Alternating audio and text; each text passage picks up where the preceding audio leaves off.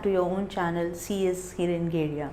As you know, I am your English teacher and I've come back with another chapter of your syllabus.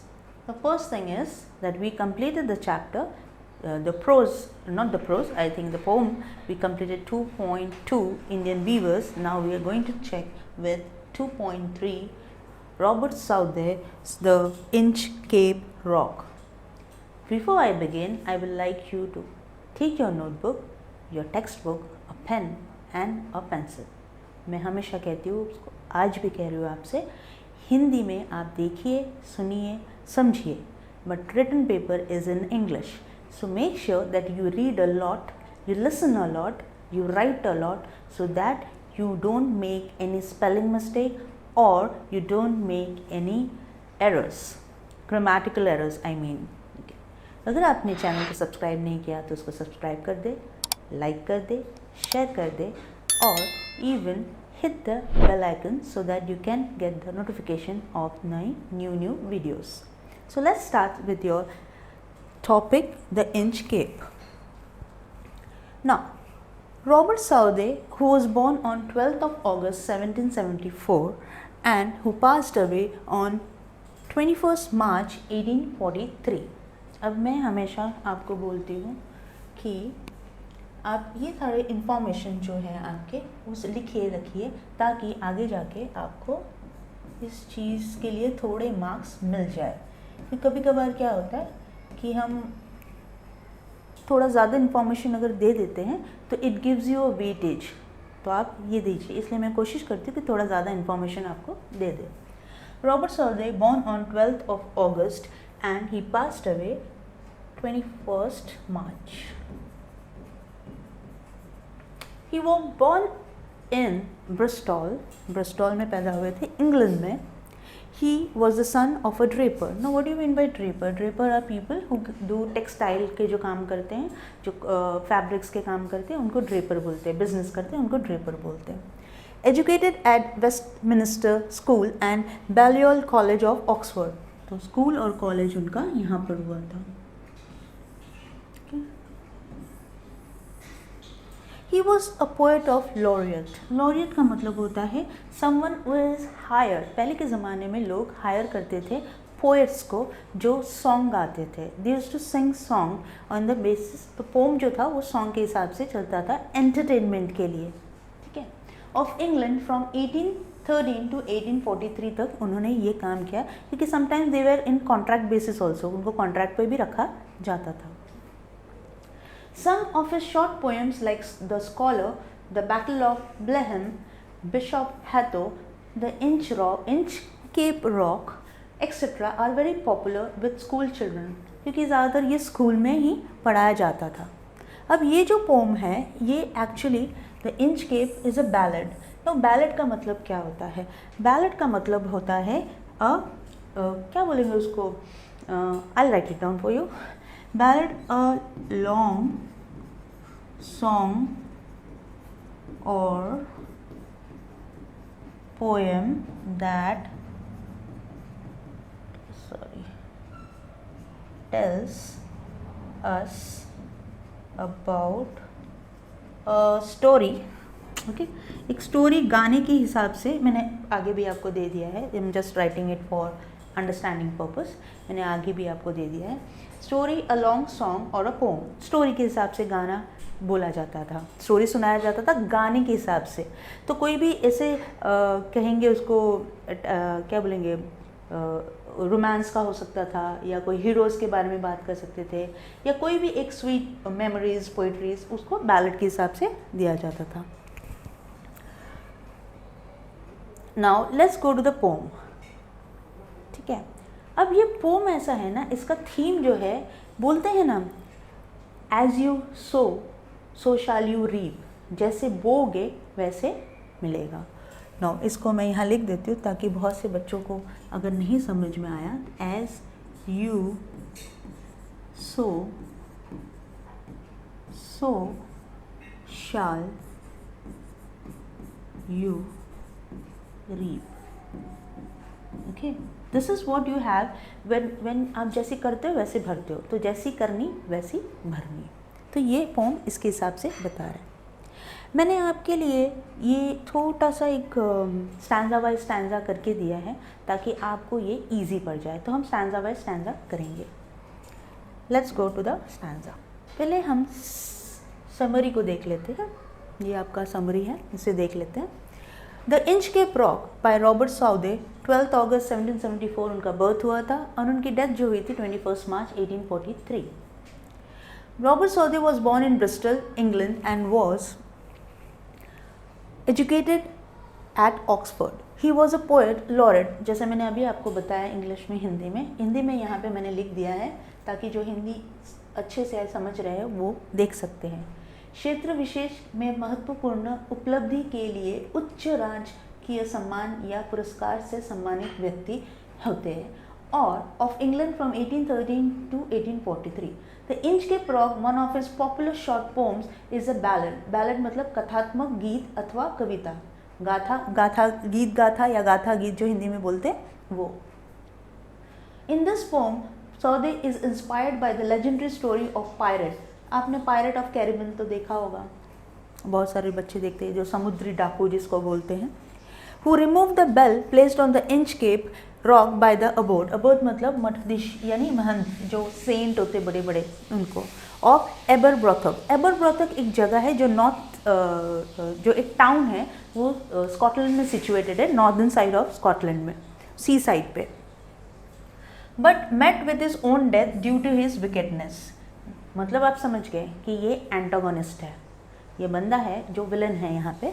उन्होंने जो काम किया उसकी सज़ा अपने आप मिल गई। लेट्स सी वो कैसे।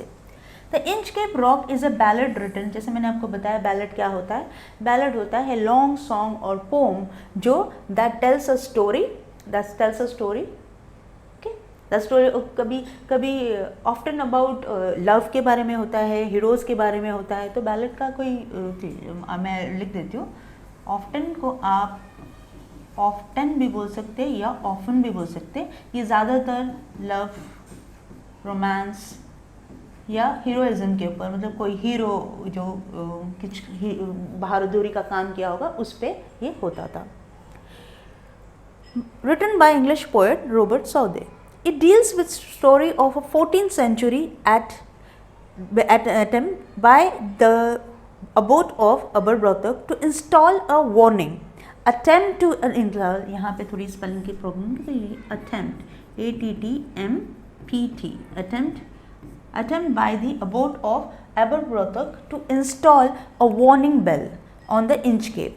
इंचकेप क्या होता है? इंचकेप अगर आप अपने स्टोरी में जो आपकी बुक है उसमें ये देखिए, ये है Inchcape. So Inchcape is something which is floating in the, अगर आप लाइट हाउस की बात करो, लाइट हाउस बाहर होता है लेकिन जो पानी के बीचों बीच होता है उसको इंचकेप बोलते हैं। अब इंचकेप के क्या होता है, वो आपको सिग्नल देता है कि वहाँ पे डेंजर जोन है, वहाँ पर नहीं जाना है शिप को। तो स्पेशली कभी कभी फ्लोटिंग रहता है, अगर आप समुद्र किनारे गए होंगे या शिप में गए होंगे, क्रूज़ में गए होंगे, तो आपने देखा होगा कि इस तरह की चीज़ें लगी हुई रहती थी वहाँ पर, ताकि लोग वहाँ पर नहीं जाए, ताकि शिप भी वहाँ पर नहीं जाए। अब देखते हैं इधर पोम के थोड़ा और उसको डिटेल में जानते हैं। अब यहाँ पे क्या है, द इंचकेप और 14th सेंचुरी, जहाँ मैंने यहाँ पे आपका एक अटेम्प्ट की स्पेलिंग रॉन्ग हो गई थी, तो प्लीज़ इसको सही कर दें। ओके, आप स्क्रीनशॉट ले सकते हैं या बाद में आके भी इसको व्यू कर सकते हैं। The poem tells us how the bell was removed by a pirate. Pirate जैसे मैंने बोला आपको, समुद्री डाकू। Who later perished मतलब मर जाना या नष्ट हो जाना कोई चीज़ को, when his ship collided with the reef जो मैंने अभी दिखाया आपको, जो ऐसे वाला चीज़ होता है, एक लंबा सा खंबा जैसा, उसको रीफ बोला जाता है, जो बीचों बीच होता है, जहाँ पे भी डेंजर होता है वहीं पे उसको इंस्टॉल किया जाता है ताकि शिप उसको देखे और उसकी तरफ ना जाए। कोलाइड का मतलब एक दूसरे से टकराना। While returning to Scotland in a bad weather, जब समुद्र की बैड वेदर होता है, वहाँ पे हलचल होता है, टाइड्स हाई टाइड्स होते हैं, तभी वो इसी वजह से वो चीज़ें रखी जाती है ताकि शिप कैसे भी करके वहाँ पहुँचे नहीं, उसको टच ना करे। उसको अगर टच कर दे तो शिप कोलाइड हो जाएगा और वहीं पे उसका दुर्घटना हो जाएगी, टर्न हो जाएगा, लोग वहाँ पे बचेंगे नहीं। हु लेटर पेरिश, मर जाना या नष्ट हो जाना, पेरिश का मतलब when his ship collided with the reef while returning to Scotland in a bad weather. The basic theme of the poem is that those who do bad things will be punished accordingly and justice will be done. तो ये जो है ये बहुत important theme है. तो theme क्या है पोम का कि जैसे मैंने बताया, as you sow shall you reap, जैसे आप करोगे वैसे आप भरोगे. ठीक है. नाउ नेक्स्ट स्लाइड पे जाते और देखते हैं क्या. नेक्स्ट स्लाइड में जाते और पैरा बाय पैरा और लाइन बाय लाइन मैं आपके स्टैंजा को कंप्लीट करती हूँ. यानी 17 जो स्टैंजाज है उसको हमने इजी वे में कन्वर्ट किया है, तो हम इजी वे में उसको देख लेंगे. तो मैं यहाँ पे पेन का कलर चेंज कर देती हूँ ताकि आप लोग को तकलीफ ना हो. Okay. The wine, so the first stanza is the wind and the sea are calm making the ship move smoothly over the water. The sails of the ship are motionless as there is no wind and its ship are motionless as there is no wind and its keel. Now keel को क्या बोलते हैं? नाव का पेंदा यानी नीचे की तरफ में लगा लकड़ी या धातु, जैसे एंकर बोट में होता है ना, एंकर बोट जो ऐसे वाले बोट होते हैं, अगर आपने देखा होगा ऐसे, even I don't know what exactly it is, but ये ऐसे जो होता है उसके बारे में बात कर रहा है ये. तो नाउ व्हाट हैपन्स कि जो कील है उसे उलट नहीं देता, उसको उलटने नहीं देता क्योंकि वो स्टेबल रखता है उसको. ले steady in the calm waters. तो फर्स्ट वाला जो स्टैंजा है आपका वो क्या कह रहा है? फर्स्ट वाला जो स्टैंजा है आपका वो क्या कह रहा है? वो ये कह रहा है कि the wind and the sea are calm, मतलब विंड और सी काम है. Making the ship move smoothly over the water, smoothly over the water. चलिए हम जरा पढ़ लेते हैं कि फर्स्ट स्टैंजा इसमें क्या हो रहा है. तो फर्स्ट है no stir in the air. Okay, no stir in the air, no stir in the sea, मतलब एयर में भी स्टर नहीं, सी में भी स्टर नहीं. The ship was still as she could be, her sails from heaven receive no motion, her keel was steady in the ocean. तो आप अगर देखेंगे तो फर्स्ट वाला स्टैंजा में हमने इंग्लिश में ईजी वे में समझा दिया. The wind and the sea are calm making the ship move smoothly over the water. The sails of the ship are motionless as there is no wind and its keel lay steady in the calm waters. मतलब कुछ भी हलचल वहाँ पर नहीं हो रहा है. विंड जो है वो सी को काम रखा है, उसने एकदम शांत रखा है. शिप भी हो ज़्यादा हलचल नहीं कर रही है, स्मूथली चल रही है जो जहाज़ है. Sails of the ship are motionless. Sails क्या होता है? अगर आपने बोट देखी होगी, शिप देखी होगी, तो यहाँ पे जो क्लॉथ होती है इसको सेल्स बोलते हैं. ये सेल इसलिए मतलब जो चलाता है उसको सेलर बोला जाता है. क्या फिर नाउ स्टडी. अब हम steady, lay steady in the calm waters. Water भी यहाँ पे काम है. Let's go to the second stanza. Second stanza क्या कर रहा है? Without either sign or sound of their shock, the waves flowed. ये यहाँ पे होगा flowed. इसको बोलते हैं शॉर्ट, इसको हम लोग बोलते हैं कॉन्ट्रैक्शन, मतलब छोटा करके लिखना. तो इसकी स्पेलिंग जो होगी वो होगी FLOWED. ये होगा flowed. Over the Inchcape. Inchcape के ये जो इंच केप है वहाँ से ऊपर से जा रहा है. So little they rose, so little they fell, they did not move the Inchcape. पानी ऊपर नीचे जा रहा है लेकिन इंच केप को उसने हिलाया नहीं है. Let's go. तो इसको कैसे बोलेंगे हम? इसको सिंपल इंग्लिश लैंग्वेज में, because of the calmness of the sea the waves gently passed over the Inchcape without moving the bell placed on it. जो बेल लगाया गया था इंच केप में, बिकॉज पानी इतने आराम से स्मूथली जा रहा था तो बेल नीचे घिरा ही नहीं, ना ही बेल को कुछ भी हुआ. थर्ड स्टैंडर्ड पे देखते हैं कि थर्ड स्टैंजा क्या कह रहा है. The abbot of Aberbrothok. Abbot यहाँ पे क्या है? Head of the abbey monks, मतलब जो बड़े होते हैं, मंक्स जो होते हैं, मंक्स के बजो से बड़े होते हैं, जो जहाँ रहते हैं, जो एबे जो बिल्डिंग है तो उसमें जो सबसे बड़े मंक्स होते हैं वो जो एबरब्रोथोक मैंने आपको बताया था, एक town situated in the North Sea coast in the North Sea coast of Scotland, तो स्कॉटलैंड के पास है ये। Had place the bell on the Inchcape rock, तो किसने ये बेल इंचकेप रॉक में रखा था? जो यहाँ के सबसे बड़े मंक थे उन्होंने रखा था। ऑन ए बॉय मतलब floating object anchored in the sea to mark dangerous places. आपने जैसे मैंने पहले बताया कि ऐसी जाली होता है, जाल बिछाया होता है, उसमें बड़े बड़े बॉल्स होते हैं या बलून्स लगाया जाता है, जैसे बिग बलून्स, नॉट हमारे बर्थडे वाले बलून्स, वो स्पेशल बलून्स होते हैं वाटर में फ्लोट करने वाले, जो इंडिकेट करते हैं कि वहाँ पे शिप ना जाए, क्योंकि वहाँ पे डेंजर जोन होता है। इवन फॉर फिशरमैन ऑल्सो, बहुत सारे जगह पे हमको फिशरमैन्स को वहाँ पे अलाउड नहीं होता। इवन हम अगर जाते हैं स्विमिंग करने बीच वगैरह में, तो भी आपने कभी देखा होगा कि बहुत सारे ऐसे एरियाज़ होते हैं या लाइट्स होता है या कुछ तो ऐसे इंचकेप जैसा रीफ होता है, रीफ के ऊपर कुछ लगाया जाता है, लाइट्स डिम होते हैं कि आप वहाँ तक ना जाए, क्या उस एरिया के इर्द गिर्द ना जाए, क्योंकि वो डेंजर जोन है। तो उन्होंने किसने लगाया ये, हम देखते हैं कि कौन है। जो मंक हैं, उन्होंने, जो बड़े मंक हैं हमारे, उन्होंने ये प्लेस्ड किया था। The bell had been placed on a float upon the Inchcape Rock by the abbot of Aberbrothock. During the storms, the float moved violently when the sea waves struck it, thus ringing the bell as a warning. तो इन्होंने क्यों लगाया था? क्योंकि जब storm होता है तब ये सारी चीज़ें छुप जाती, क्योंकि वेव्स इतने बड़े होते हैं। हाई टाइड अगर आप देखोगे, इतने बड़े बड़े वेव्स के जो लट आते हैं, जो वेव्स आते हैं, तो सारी चीज़ें छुप जाती हैं।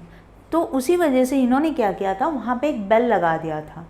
बेल लगाने की वजह से जब भी इतनी ज़ोर ज़ोर से वेव्स होते थे तो बेल रिंग करने लगता था, यानी ग्रगलिंग करने लगता, ग्रगलिंग बोलते हैं। अभी ये आगे जाके एक फिगर ऑफ स्पीच पूछेंगे, तब मैं आपको बताऊंगी इसका फिगर्स ऑफ स्पीच क्या है। तो वो जो ग्रगलिंग करते थे, तो उससे पता चल जाता था कि हमको उस एरिया में नहीं जाना है। Let's see the fourth stanza. तो आपका फोर्थ स्टैंजा जो है, फोर्थ स्टैंजा आपका है, when the rock was hit by the surge swell. Now what do you mean by surge swell? Surge swell is sudden great rise in the, जैसे मैंने बोला high Tide होता है तो बहुत ज़्यादा ज़ोर से वेव्स आने लगते हैं, जो लट होते हैं वो ऐसे उड़ के आने लगते हैं सी लेवल से भी ऊपर। The mariners heard the warning bell. Mariners मतलब जो सी में ये रहते हैं, मराइन ड्राइवर्स होता है, उनको मरीनर्स बोलते हैं, तो मराइनर्स नहीं बोलते, यहाँ पे मरीनर्स बोलेंगे हम। And then they knew the perilous rock. यहाँ पे पेरिलस का मतलब होता है डेंजरस, पेरिलस का मतलब ही डेंजरस होता है। तो आप कभी भी अपने लैंग्वेज में आप पेरिलस को देखेंगे तो वो डेंजर होता है उसका मतलब। And blessed the abode of Aberbrothok. Blessed का मतलब यहाँ पे होता है ब्लेस्ड, ब्लेस्ड यानी आशीर्वाद दिया हुआ है, या फिर हम उसे बोलते ना, ओके हमें आई एम ब्लेस्ड, तो आई एम ब्लेस्ड मतलब मैं लकी हूँ यहाँ पे। तो ब्लेस द अबोड ऑफ अबरब्रोथक। अबरब्रोथक जो है, मैंने अगेन आपको बोला था अबरब्रोथक क्या है, वो जगह का नाम है एक। Let's see the easy way of the stanza. तो हम ये जो स्टैंजा है क्या पढ़ रहे थे, when the Inchcape rock would be hidden due to the rise in the sea level. जब राइज होता है सी लेवल के, जो तभी क्या होता है, the sailors would hear the warning bell and steer the ships away from the dangerous rock. तो जैसे ही वो बेल रिंग करने लगता था, लोगों को पता चल जाता था कि जो मरीन द सेलर्स है, जो कैप्टन्स ऑफ द शिप है, उनको पता चल जाता था कि भैया यहाँ पे तो डेंजर है, क्योंकि बेल रंग कर रहा है, वहाँ पे ग्रलिंग कर रहा है। ग्रगलिंग जो होता है वो मैं आपको आगे जाके बताती हूँ, उसका फिगर्स ऑफ स्पीच जो साउंड आता है उससे वो उनको पता चल जाता है कि यहाँ पे डेंजर एरिया है। तो their ships away from the, तो वो स्टीर अवे करते तो वो अपने स्टेयरिंग को चेंज कर देते, शिप का डायरेक्शन को चेंज कर देते थे। And would bless the abode of Aberbrothok for placing the bell. तो उसको बोलते थे, ब्लेस करते थे कि अच्छा हुआ उन्होंने लगा दिया, भगवान उनको ये दे, ब्लेस करे, ताकि आशीर्वाद दे, ताकि उन्होंने इतने सारे लोगों की जान बचाई और इतनी सोची लोगों के लिए वो बेल लगाने के लिए। ठीक है, now let's go to the fifth stanza. Now what is the fifth stanza saying to us? The sun is heaven was shining gay. यहाँ पे gay का मतलब happy होता है। All things were joyful on that day. The seabird screamed. Again मैं यहाँ पे बोलूँगी आपको, ये जो screamed है ये वापस the short form screamed, okay? Scream. तो ये जो ये आपका कॉन्ट्रैक्शन है, ये आपका क्या है, आपका ये कॉन्ट्रैक्शन है। नाउ व्हील्ड अराउंड मतलब flu above in circular, wait, I'll just make it clean. Okay, in circular motion. ठीक है. Okay, and there was joyance in their sound, मतलब बहुत सारी happiness. तो हम देखते हैं इसके सिंपल वे में, सिंपल सेंटेंस में अगर आपको इसको एक्सप्लेन करना है तो आप कैसे करोगे. It was bright shiny day and the sea birds sang joyfully as they flew over the sea. Simple. क्या था? इतना ब्राइट डे था, शाइनी डे था, और जो सी बर्ड्स है एक साथ जो सी बर्ड्स जाते हैं एक झुंड में जाते हुए आपने देखा है शाम को सी के ऊपर से. अगर आप कभी बीच में गए हो या कहीं कोई ऐसी जगह पे गए हो तो आप देखना शाम के टाइम पे बहुत सारे एक झुंड में flock of birds go together above the seal. तो वो झरना देखिए, इतना बड़ा जो आपका स्टैंजा था उसको छोटा कर दिया है. ये कितने लाइन का स्टैंजा है आपका? ये आपका 17 स्टैंजाज है, और लाइंस कितने? हर स्टैंजा में 4 लाइंस है. और देखिए कितने शॉर्ट्स इजीली इसको एक्सप्लेन किया गया है. हम चलते हैं आपके 6 स्टैंजा पे, क्या बता रहे हैं. The buoy of the Inchcape bell was seen a darker speck. Speck यहाँ पे टाइनी डॉट होता है, जैसे भी फुल स्टॉप है टाइनी डॉट है वैसे डॉट है. On the ocean green sir Ralph the rover. अब ये सर रैल्फ द रोवर कौन है? यही है हमारा एंटागोनिस्ट, यही है हमारा pirate. Walked his deck. Walked again मैं आपको बताऊंगी, ये एब्रिविएशन है, तो ये जो वॉक्ड है ये WALKED लिखेंगे. ठीक है. His deck and fixed again this fixed. Okay. Fixed his eye on the darker speck. और डार्कर स्पेक यानी एक छोटा सा डार्क कलर का टॉप. अब इसका मतलब क्या होता है? ये जो बंदा है बहुत स्मार्ट है. ये बंदा हर चीज़ चोरी कर लेता है, हर चीज़ को डकैती कर लेता है. ही डज ऑल द डकैती. Okay. Now what he does? The boy the खतरनाक स्थानों के बारे में नावों को चेतावनी देने वाली तैरात हुई वस्तु जो समुद्र या नदी के तल पर बांधी होती है. जैसे मैंने आपको बताया नीचे बांध के ऐसे छोड़ दिया जाता है. बलून्स होते हैं जो specially balls and balloons specially बनाया जाता है, नेट स्पेशली बनाया जाता है उसमें उस जगह को बांधने के लिए जिस जगह पे डेंजर ज़्यादा होता है, और वो शिप उसी की वजह से वहाँ तक नहीं जा सकती. ये इंडिकेशन होता है. तो यहाँ पे उसने क्या किया? On which the Inchcape bell was installed could be seen as a dark tiny spot over the green water of the ocean. क्या था? इतने सारे जो घेरावे थे उसके अंदर जो इंच केप डाला हुआ था, जो लंबे सी चीज़ उसके ऊपर बेल बांधा हुआ था, वो दूर से एक टाइनी डॉट दिख रहा था. तो ये बंदा कौन है? ये बॉय है जो हर बार कहाँ क्या मिल रहा है, कहाँ कुछ चोरी कर सकते, कहाँ डकैती कर सकते, उस चीज़ का वो हमेशा मुआयना करता रहता था. तो यहाँ पे भी उसने वही किया. अब sir Ralph the rover walked on the deck of A ship and notice the dark spot. तो शिप का जो डेक होता है सामने जहाँ पे लोग खड़े होते, जैसे टाइटैनिक में लोग खड़े थे, वो जो डेक होता है वहाँ पे वो खड़े होकर देखने लगा कि भैया ये चीज़ क्या है. चलिए अब हम चलते 7 स्टैंजा में. 7 स्टैंजा क्या बोल रहा है? Okay. He felt the cheering power of spring. It made him whistle. It made him sing. His heart was mirthful to excess. मतलब उसको इतना ये हो रहा था, अच्छा अब तो जाके मैं चोरी करूँगा, अब ये ले जाऊँगा मैं, ये करना. Let's see what is the easiest way of the explanation. So what explanation है यहाँ पर? 7. He was in such a cheerful mood that he whistled and sang. City मार के नाचने लग गया कि भैया मुझे तो कुछ अच्छा मिल रहा है वहाँ पे. His heart overflowed with joy. इतनी खुशी. But his joy happened to originate from wickedness. लेकिन ये जो खुशी थी वो wickedness में थी. wickedness का मतलब होता है चतुराई या कोई चीज़ गलत करना होता है. wicked बोलते हैं ना जिनको, मतलब चतुर. उसके लिए वो इतना खुश हो रहा है, कोई अच्छी बात के लिए खुश नहीं हो रहा था. देखते हैं 8 स्टैंजा क्या कहता है. ओके. 8 स्टैंजा में his I was on the inch के फ्लोट Quoth, quoth मतलब he said, quoth is say. Quoth, my men put out the boat and row me to the Inchcape and I will plague the abode of Aberbrothok.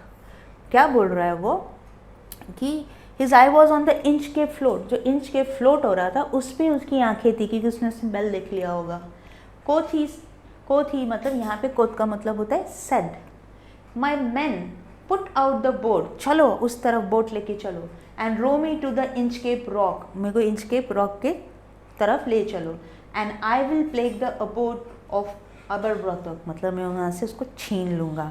यहाँ के plague का मतलब एपेंडेमिक में जो pandemic वाला plague नहीं है, ये ऐसा है कि वहाँ जाके चोरी करने की उसकी मतलब चोरी करके सामने वाले को दुख देने का वो वाला प्लेग. मतलब वो सामने वाले की कोई चीज़ चोरी हो गई तो दुख होती है ना, जैसे हमारी कोई चीज़ चली गई तो हमको दुख होता है, वैसे वो उसको पेन देने के लिए. Plague here means pain and trouble. The abbot Aberbrothok, उसने अबोट एबरब्रोथक, जो अबोट है जो मंक के हेड है, और ऑफ एबरब्रोथक मतलब वो वहाँ के, कहाँ के, स्कॉटलैंड के नॉर्थ साइड के, उनसे हम उसको मतलब उसको दुख और दर्द देने के लिए मैं उसको चोरी कर लेता हूँ. Let's see the easiest way how it got into. Watching the float he asked his men to lower a small boat, मतलब बड़े शिप से छोटे बोल में, वो जो शिप के बाजू में लगे रहते हैं ना, जो एमरजेंसी बोट्स होते हैं, उसमें उसको बिठाने बोला. From the ship and row him to the Inchcape rock, तो वो उसको नीचे उतारे, उसमें मुझे बिठाए और वहाँ तक ले जाए.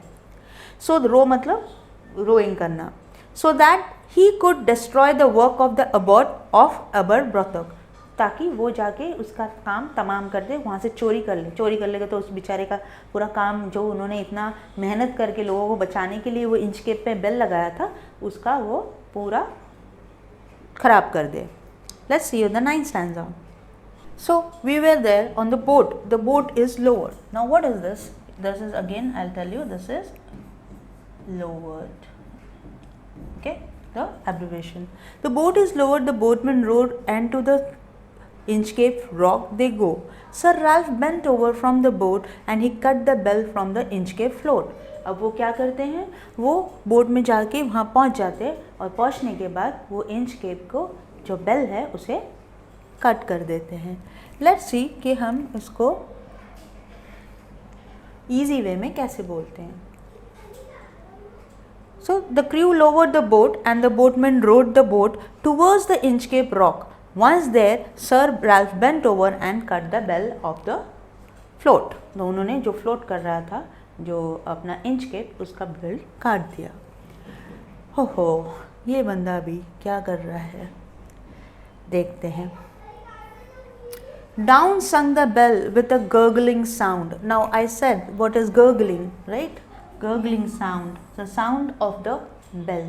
जो नीचे गिर जाएगा तो कैसे आवाज़ है, तो गर्गलिंग. इसका जो फिगर्स ऑफ स्पीच यहाँ पूछा गया आपको, उसको बोलते ओ ना मा टो पी या ओनोमेटोपिया. जो फिगर्स ऑफ स्पीच है, बाद में हम फिगर्स ऑफ स्पीच पे भी एक वीडियो बनाएंगे जहाँ पे आपके सारे प्रोज के फिगर्स ऑफ स्पीच साथ में डाल दिया जाएगा, ताकि आपको एक एक करके उसके लाइंस के मतलब पता चल जाएगा. पर्सोनिफिकेशन हो गया, मेटाफर हो गया, alliteration, inversion, everything will be explain in depth. तो यहाँ पे गगलिंग साउंड का मतलब वो ओनोमेटोपिया का है. और अब आप देखेंगे the bubbles rose and the burst around. Quoth sir, said Sir Ralph. Quoth का मतलब said. The next who comes to the rock won't bless the abode of Aberbrothok. तो नेक्स्ट टाइम जो यहाँ पर आएगा वो बेल इसको ये नहीं करेगा, आशीर्वाद नहीं देगा, ब्लेस नहीं बोलेगा, क्योंकि वो बेल तो उसने चोरी कर ली. Let's see what happens next. इसको हम कैसे पढ़ेंगे, इसका जो ईजी वे ऑफ ये है. As the bell sank into the sea, सी के अंदर बेल, उसने बेल काटा तो सी के अंदर बेल चला गया. Bubbles rose and burst on the surface of the water. जैसे कोई भारी चीज़ अंदर जाती है तो बड़ करके आवाज़ आती है, बबल्स बाहर आते, तो वैसे ही बाहर आ गया. Sir Ralph commented that the next ship that came near the Inchcape rock would not bless the abode of the Aberbrothok, as the bell that guided the seafarers is no longer there on the float.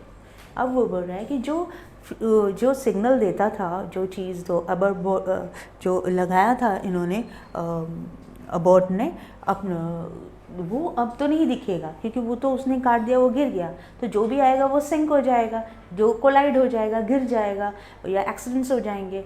तो उसकी वजह से कोई उसको bless नहीं करेगा। नहीं तो जो भी वहाँ से जाता और डेंजर से बच जाता तो हमेशा उसको ब्लेस करता कि थैंक यू, आपने ये लगाया, उसके लिए बहुत बहुत शुक्रिया। पर अब नहीं बोलेगा क्योंकि वो तो गिर चुका है। Let's see the other stanza what's saying.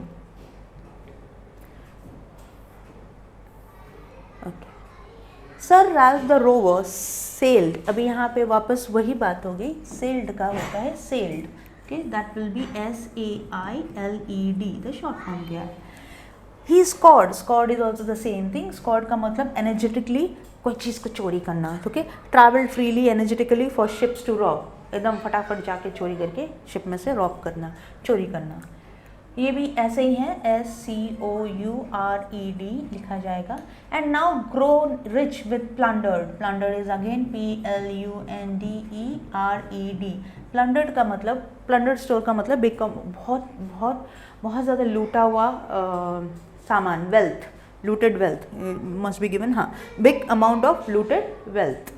अब यहाँ पे क्या है, सर रैल्फ द रोवर यानी जो पायरेट है, जो समुद्री डाकू है, जो ये बंदा है, सेल्ड अवे, भाग गए।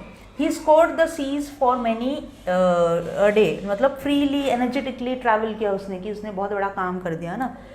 And now grown rich with plundered store, मतलब इतना पैसे वाला हो गया कि सारे जो शिप में से वो चोरी करते थे, वो सारे इसने वेल्दी स्टोर बना लिया उसने, एक डायरेक्ट लूट, अमाउंट ऑफ लूट, बहुत अमाउंट है, big amount of looted wealth जो होता है, बहुत सारा, ठीक है। He steers his course for Scotland shore, steers मतलब डायरेक्ट करता है अपना शिप को, स्टीयरिंग बोलते हैं ना, तो direct the course of the ship, direct the course of ship मतलब उस तरह मोड़ लिया अपना शिप। देखते हैं इसके जो इजी वे है, मतलब कैसे हम उसको इजीली एक्सप्लेन कर सकते हैं। Okay, then sir Ralph sailed away in search of ships to loot, मतलब वो चोरी करने के लिए नए नए शिप ढूंढने लग गए। विच लास्टेड फॉर मैनी डेज, वो बहुत दिनों तक चला। Having grown rich with plunder, मतलब लूट का सामान से वो बहुत अमीर हो गया, या बहुत पैसे आ गए, या बहुत वेल्थ आ गया। ही हेड्स टुवर्ड्स स्कॉटलैंड शोर, तो वापस से वो स्कॉटलैंड के शोर के तरफ, यानी स्कॉटलैंड के जो किनारा है उसके तरफ मुड़ गया। तो 12th स्टैंजा में क्या बताया जा रहा है? 12th स्टैंजा में so thick a hedge, hedge मतलब वो फॉग बोलेंगे, जो ठंडी में होता है ना, ठंडी में जो कोहरा बोलते हैं वो रहेगा।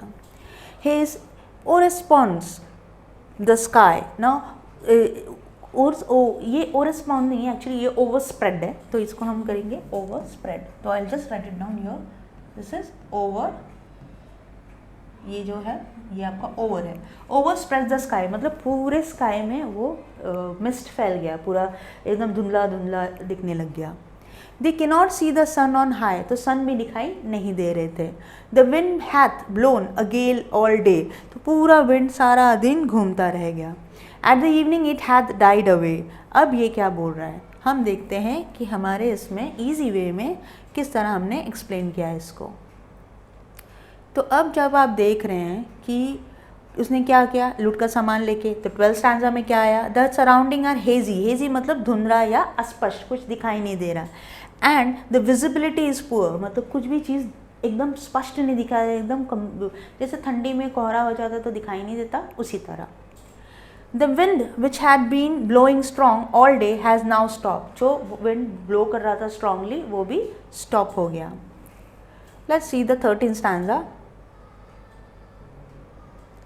Okay, can't hear, said one, the breakers roar for met things, met thing मतलब it seems to me, me मतलब I think, met thing मतलब me thing, actually वो met thing नहीं है, me thing है, okay?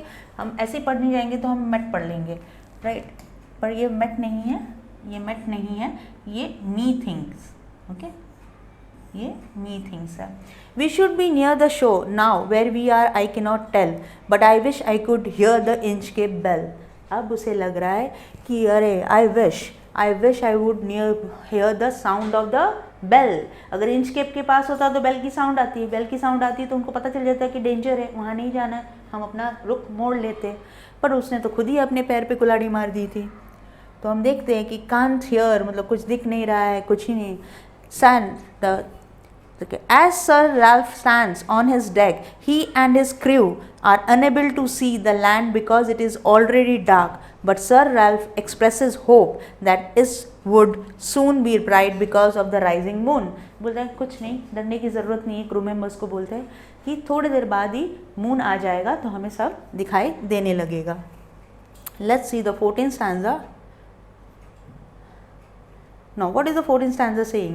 Sir Ralph the rover tore his hair, मतलब he cursed himself in his despair, मतलब अपने आप को ही वो गाली देने लग गया, बुरा भला बोलने लग गया। The waves rush in every side, waves हर तरफ से waves जाने लग गए। The ship is sinking beneath in the tide, beneath मतलब अंदर नीचे की तरफ झुकने लग गया। चला शिप सिंक होने लग गया। बेसिकली शिप जो सिंक होता है, सिंकिंग जो प्रोसेस होता है वो होने लग गया। Now let's see what is the easiest way way we can explain this. One of these men suggests that the sound of the waves crashing against the coast can be heard, making him think that they might be near the shore. तो एक किसी crew member ने बोला शायद हम शोर के नज़दीक है क्योंकि वो क्रैश हो रहा है और पानी कहीं पे जाके हिट कर रहा है, तो मतलब शोर बहुत नज़दीक है। But he is not sure and wishes he could hear the missing Inchcape bell. लेकिन वो श्योर नहीं है, वो सोच रहा था अगर जो इंचकेप बेल होता तो उसकी रिंग से, उसकी ग्रगलिंग से हमें सुनाई देता, हम थोड़ा अपना सेफ्टी देख लेते। So that he would know for sure where they were, तो उनको पता होता कि वो एग्जैक्टली कहाँ पे है शिप में, इन द शिप सी में कहाँ पर है। But even in his dying fear, one dreadful sound could the rover hear, a sound as if, oh sorry, we missed this line. They hear no sound, the swell is strong. Though the wind hath fallen, they drift along, till the vessel strikes with a shivering shock. Oh Christ, it is Inchcape Rock. Now what is it saying? अब उसने जो गड़बड़ किया है उसको वो घूम के आ रहा है, यानी they are unable to hear anything over the waves, कुछ भी सुनाई नहीं दे रहा है। एंड दो देयर इज़ नो विंड, जहाँ पे विंड नहीं है, their ship has drifted off, drifted off मतलब वायु जल की धारा या प्रवाह से एक तरफ से दूसरी तरफ, हवा नहीं है लेकिन पानी के जोर से यहाँ से वहाँ होना। टूवर्ड्स द इंचकेप, वो इंचकेप के तरफ। And before they even realize the ship violently collides, टकराव होना विद इट, इंचकेप से वो टकरा गया बिफोर वो समझ पाए कि वो इंचकेप के नज़दीक है। तो ये आपका 15th हो गया। Now the 6th in the second last paragraph of the poem is sir Ralph the rover tore his hair, he cursed himself in despair, the waves rush in every side, the ship is sinking beneath the tide. तो क्या हुआ यहाँ पे?